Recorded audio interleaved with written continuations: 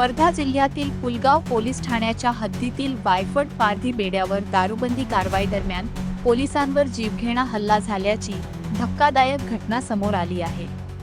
गावठी दारूच्या अवैध व्यवसायावर कारवाई करण्यासाठी गेलेल्या पोलीस पथकावर संतप्त जमावाने दगडफेक, लाकडी दांडक्यांनी मारहाण आणि धारदार शस्त्रांनी हल्ला केला।